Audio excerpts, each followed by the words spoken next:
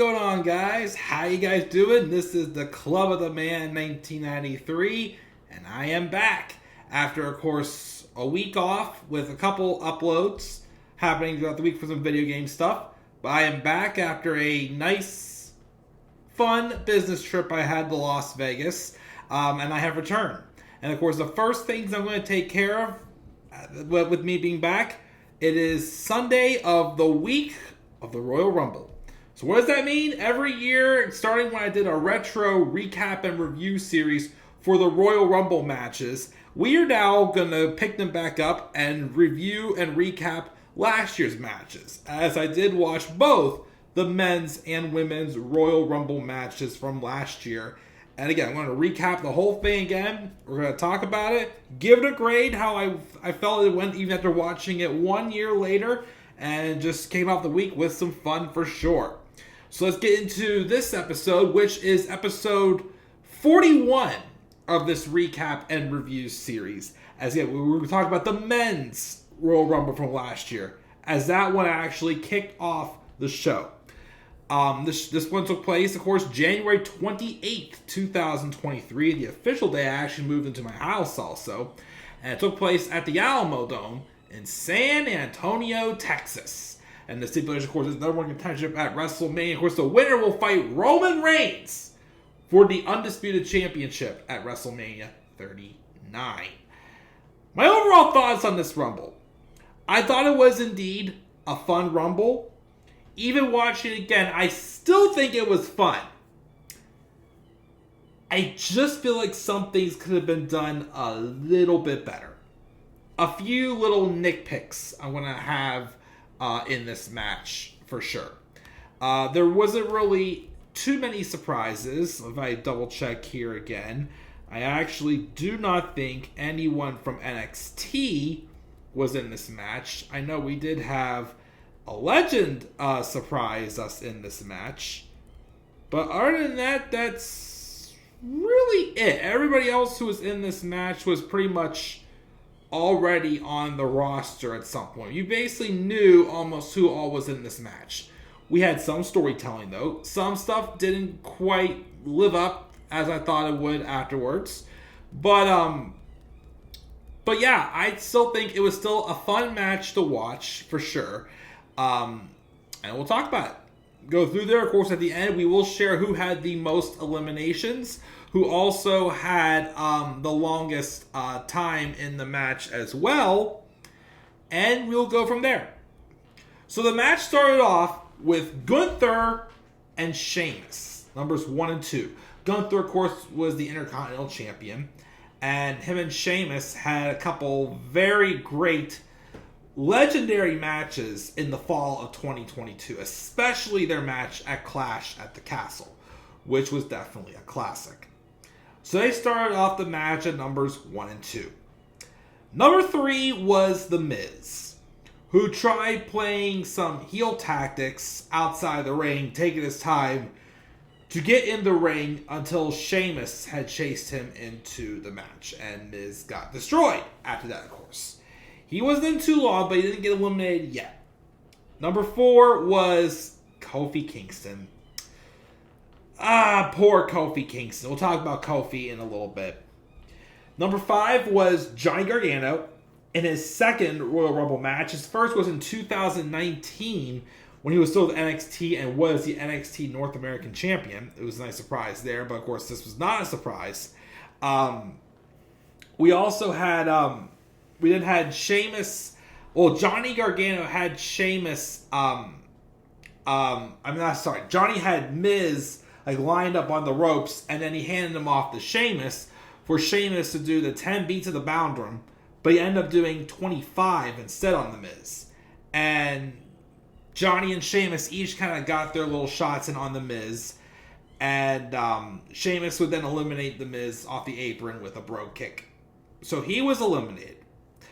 Then number 6 was Xavier Woods. And there was a funny little moment there where after everybody else was down, except for Woods and Kofi, it looked like we were going to have the New Day brothers kind of go at it. It didn't happen, though. They teased them going at it, but it led to doing the wheelbarrow butt slap, or whatever the heck it's called, where they picked one up and, like, wheelbarrow the other into position for them to be hung, and they slap the other person's butt or something like that. It's also very goofy. But that was that.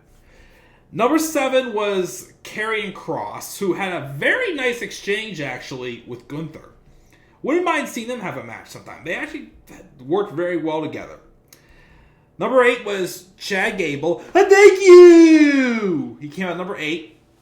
Number 9 was the 2020 Royal Rumble winner, Drew McIntyre.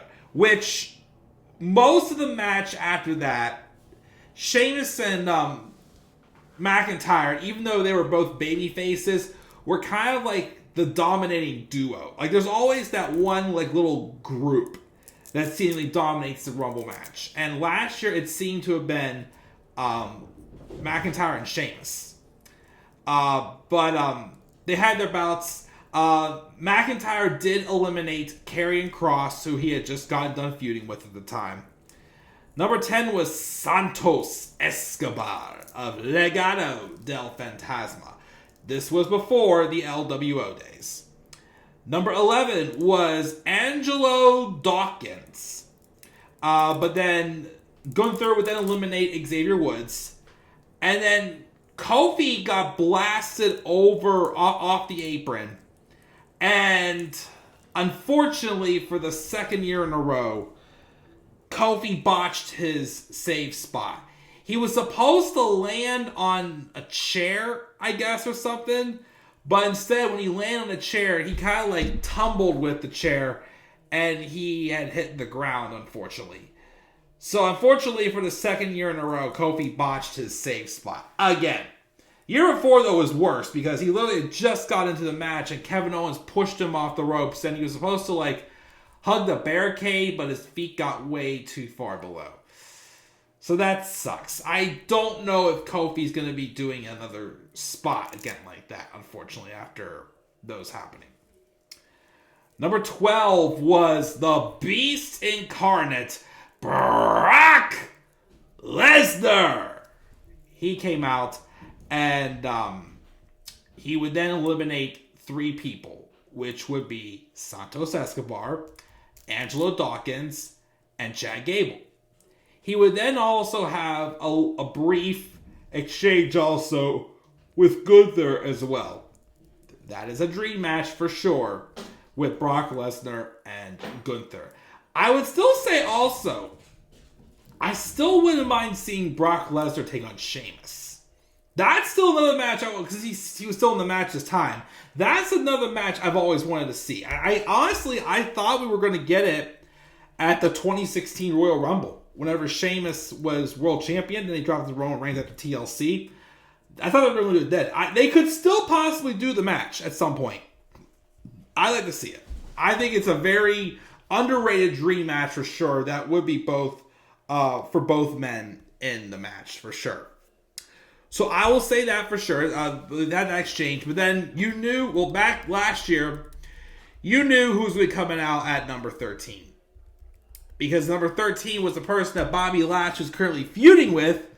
The person that Brock Lesnar was feuding with, and it was Bobby Lashley. The way Brock says, and good evening to you, Bobby Lashley. And of course, they just go right at it because they were feuding at this time. And then they were brawled, and then Brock Lesnar would then get eliminated by Bobby Lashley, and he would throw a fit. I believe he threw steel steps, and I believe he also destroyed the announce table, angry at Bobby Lashley getting to him. Now, the only thing is, though, is this should have led to the blow-off match at WrestleMania. Instead, we got Brock Lesnar and Omos, and we were supposed to get Bobby Lashley and Bray Wyatt, but then we all know what happened. Rest in peace, Bray Wyatt. And their blow-off match was at Elimination Chamber, where I think Brock Lesnar lost by DQ, and that's how you ended the feud. Like, really? Although, don't forget, this was during the time where Vince McMahon was slowly making his way back in. So that's why some things kind of got halted. And then, of course, we did have to do Brock Lesnar and Omos! Really? We had to do that match at WrestleMania? Really? Nobody cared about that match. But yes, that happened. Baron Corbin came out at number 14, and Brock just beat down Corbin during his entrance. And then Seth Rollins came in and took advantage. He tossed Corbin into the match and immediately eliminated him when he came in number 15. Number 16 was Otis, before he was Otis with Maxine Dupri. Number 17 was Rey Mysterio. But Rey never even came out, never even made an appearance. Didn't get anything backstage shown. But basically it was implying that, because at the time, Rey was feuding with his son Dominic. And apparently it was implied, of course, that either Dominic or, well, it had to be because Dominic did come out afterwards wearing Rey's mask and then ripped it and then takes his time getting to the ring. But basically, though, it was to imply that they had beaten Rey down before he entered. But apparently, for real, Rey was legitimately injured the night before on SmackDown. So that's why he didn't even make an appearance. He legitimately did get hurt. And then Seth Rollins would then eliminate Bobby Lashley. Sorry, still a little out of whack from the time change and whatnot. Dominic Mysterio came out number 18. And then Sheamus and McIntyre then eliminated Otis. Number 19 was Elias. There was a nice spot there where Elias unfortunately got Claymored and brogued at the same time with the combo from Sheamus and McIntyre, and then he got eliminated. That sucks. He got released a few months later. Actually, like 9 months later. Sorry about that. Number 20 was Finn Balor, who would eliminate Johnny Gargano. They gave Johnny a nice, several minutes in the ring. Number 21 was a surprise entrant, the Hall of Famer, Booker T. I've got to say, maybe the first time he's appeared in a Rumble match since, I'm thinking 2012, for some reason. May have been the last time he was in the Rumble.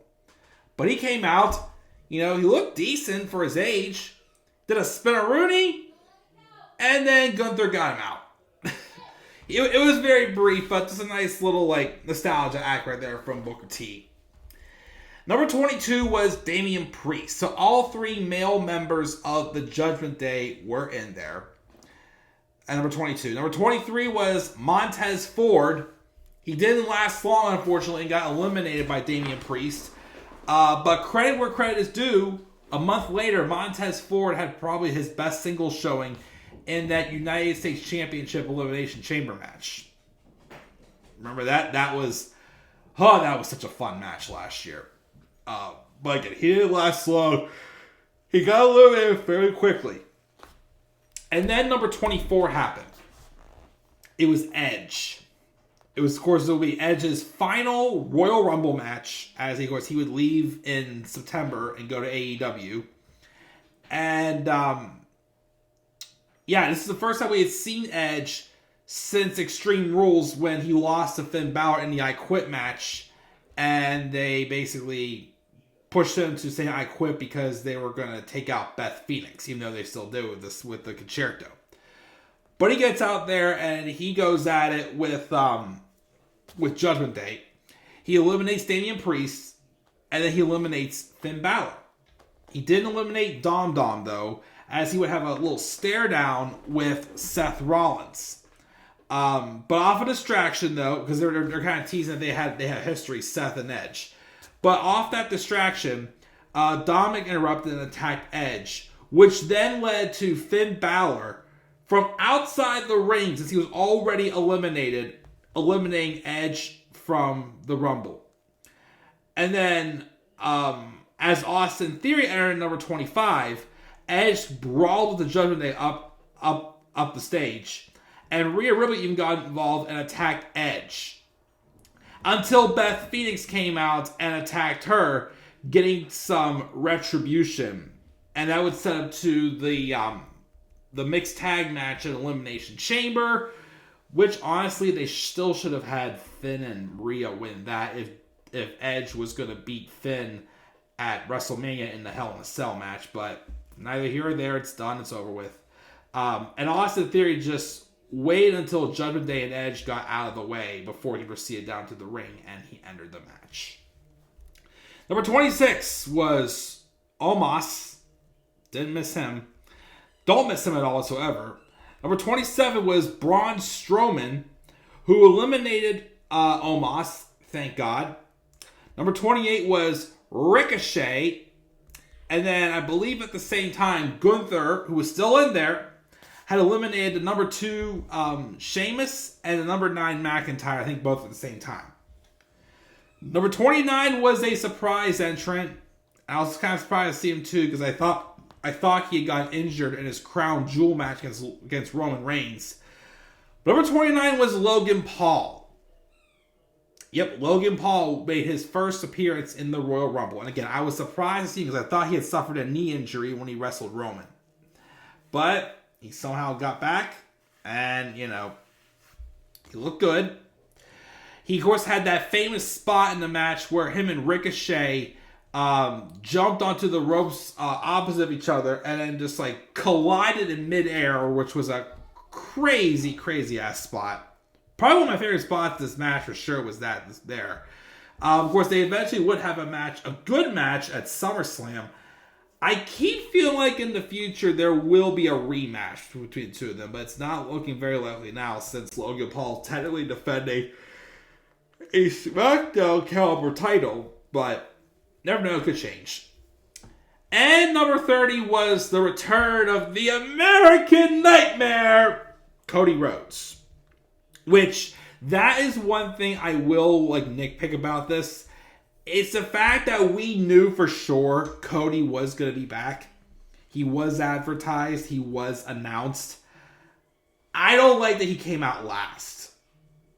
Especially if you wanted people to want to see Cody win the match at WrestleMania. Which, of course, spoiler alert, he didn't. And now, of course, this year he's a favorite to win the Rumble again. But, of course, things may get messed up again because of The Rock, who made his return, and he called out Roman Reigns. So you know that match is coming. It could either happen at Chamber or happen at WrestleMania, but the fact that, again, they brought Cody out at number 30 was also is what kind of hurt this a little bit. Just a wee bit. So that sucks, for sure. Again, I think they gave him 15 minutes in the match. But again, had he would have come in earlier, because him coming out number 30, and then him being out for 7 months because of his torn pec, that kind of made it look like they were just handing it to him. Which I can understand why, of course. People wanted to see Cody struggle. Which, of course, this was a story they've been telling since he lost at WrestleMania 39. But anyways, he came out at number 30, and he would then eliminate Dominic Mysterio. He would also eliminate Braun Strowman. And then Ricochet got eliminated by Austin Theory, then Seth Rollins eliminated Austin Theory. The final four was Logan Paul, Seth Rollins, Cody Rhodes, and Gunther. And then Logan Paul would then eliminate Seth Rollins, which that basically set up the buzz and set up for them having another phenomenal match at WrestleMania 39. Yep, Seth Rollins and Logan Paul had an outstanding match at WrestleMania 39. But that elimination set that up. And then Cody would then eliminate Logan Paul.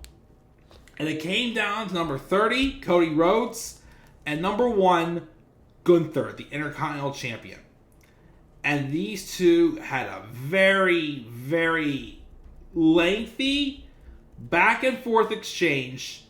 Some close eliminations. It it was nail-biting for sure. I'll give them that. Again, it was nail-biting, and they made Gunther look even more ready for the main event scene as well. But as everybody expected, especially when they knew for sure he was going to be in this match, Cody did eliminate Gunther, and he did win the Royal Rumble match. Both him and Gunther tied with 5 eliminations apiece, and Gunther, of course, lasted up until the very end. Started number 1, eliminated at the end for the whole 1 hour, 11 minutes, and 40 seconds of this match. Incredible performance for sure by the Intercontinental Champion. And like I said, I don't like that they brought Cody out at number 30. But I still think, giving him like that 15 minutes in the match and that long back and forth exchange with Gunther, I thought worked very well. I thought. But again, as we all know, Cody did come up short at WrestleMania 39 because of Paul Heyman. And now, of course, this year he is looking to get back and get his second chance to finish the story. Will he, though? We'll have to wait and see. And that, my friends, that is my recap and review of the 2023 Men's Royal Rumble match. Again, the women's match took place later in the show. I will do that one next. So I'll see you guys again very soon. So what are your guys' thoughts again on the men's 2023 Royal Rumble match? I gave it a B. Your thoughts again down in the comment section below. And be sure also, as always, to slap a like on the video and subscribe for more content on my channel. Follow me on Twitter as well at the Club of the Man 93. Also follow me on TikTok and Instagram at the Club of the Man 1993. And until then, guys, I'm checking out. I'll catch you all later. Have a great rest of your night. And do not forget, in order to be superior to the man, you've got to be the man. And for I am the man himself. And that is not just an opinion, my friends. That is a fact of life. Yeah!